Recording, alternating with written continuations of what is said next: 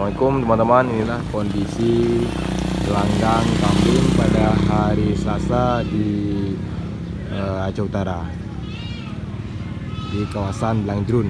Baik, langsung aja kita dekati teman-teman.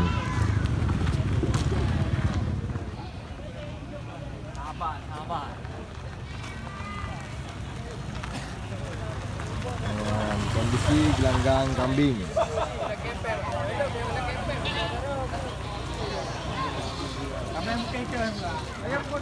Ya, bagi dia untuk kira yuk untuk. Pasal perahan. YouTube ni orang bagi dia. Tujuh murah dua bawah je ada rapi aja.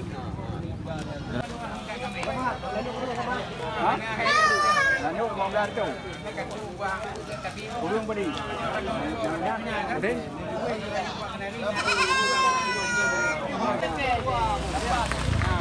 Jadi kamu ni pangkai lepas tengok.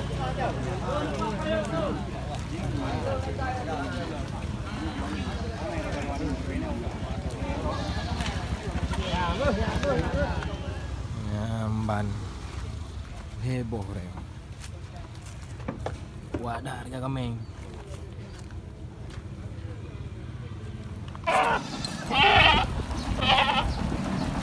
Sekarang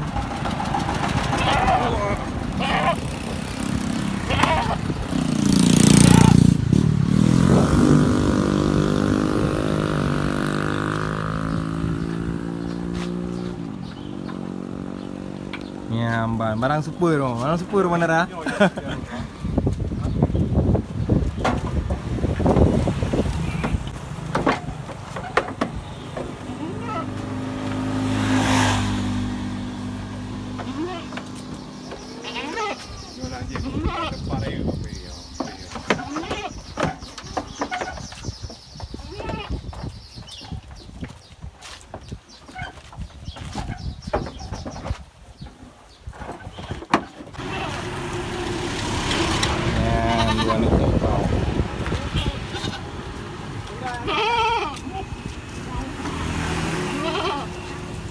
Ya merah ha.